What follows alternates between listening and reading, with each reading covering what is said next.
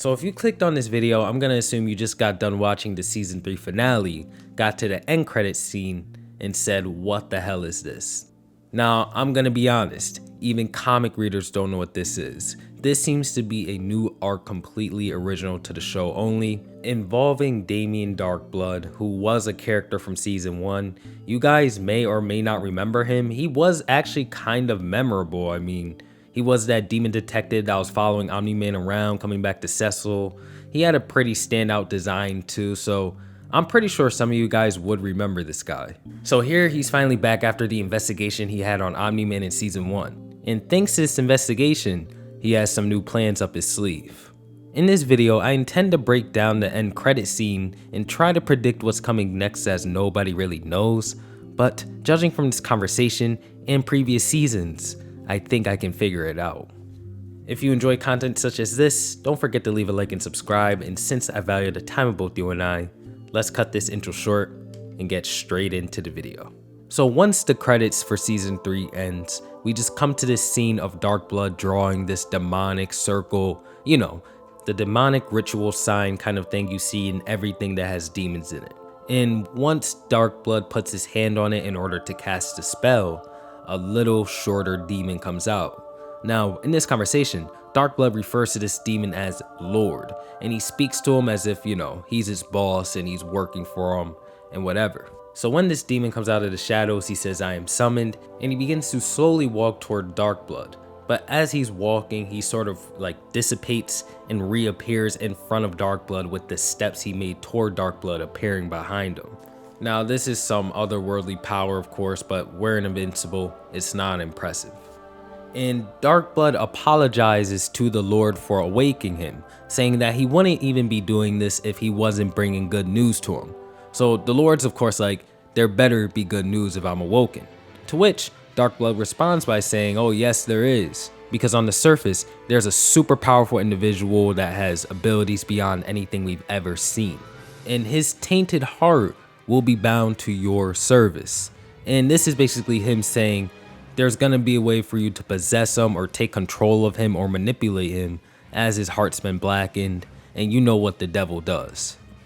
But Darkblood even says like, dude, this isn't the only good news I have, because I have a way to get him here.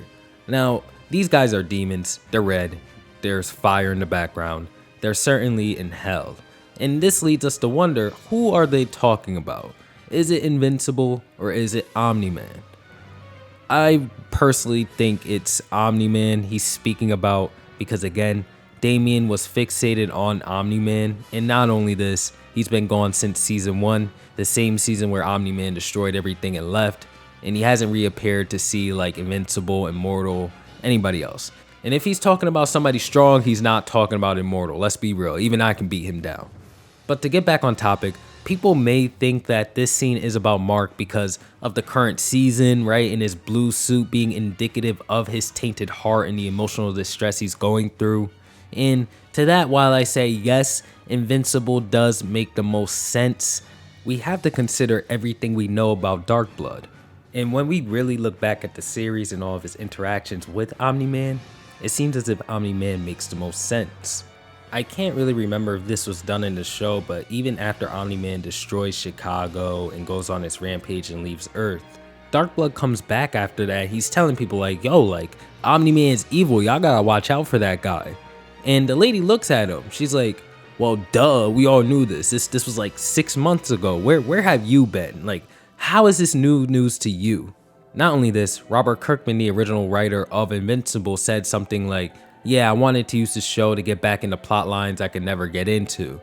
And I think that little joke about Darkblood coming back long after Omn-Man left Earth and all that was supposed to be him poking fun at his editors or his own story about how Darkblood's plotline was never done in the comics. But here in the show, it seems like we may finally get it.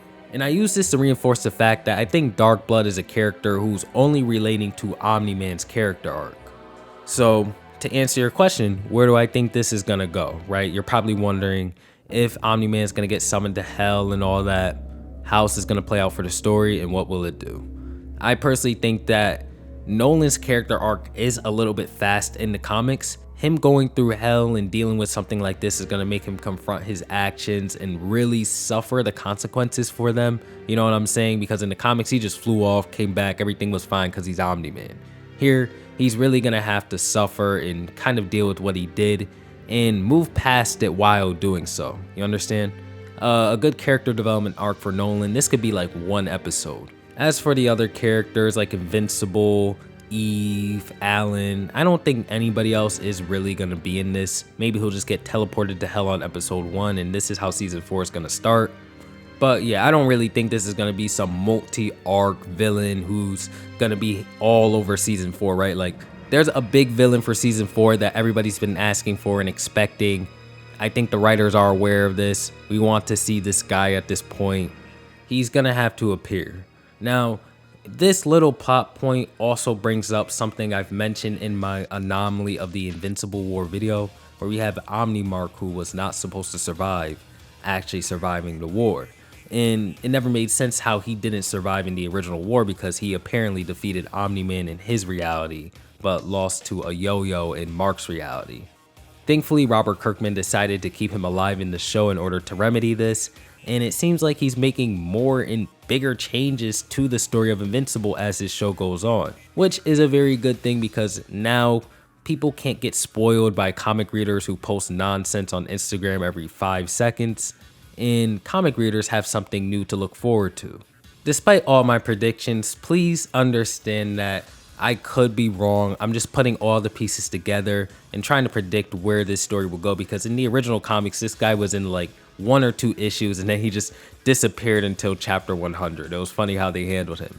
And I'm giving this little warning out because I don't want people to sit there and expect some crazy plot line out of this because of my video, only to see in episode 1 season 4 Darkblood trying to use the ritual to summon Omni-Man there and it doesn't work, so the 2 demons in hell just sit there forever and the plotline is abandoned eternally. So don't get your hopes up for that, but do share what you guys think about this little plotline that's being made in the show and for the show only, because I really like that Robert Kirkman is expanding on his story and making it so much better as time goes on. And all in all, this allows us to make a new roadmap for season 4, because people have been able to predict when seasons 1, 2, and 3 were going to end basically by calculating the issues and fights and how long everything is in the show. But with additional plot points and new things being added here and there, when do you guys think season 4 is going to end?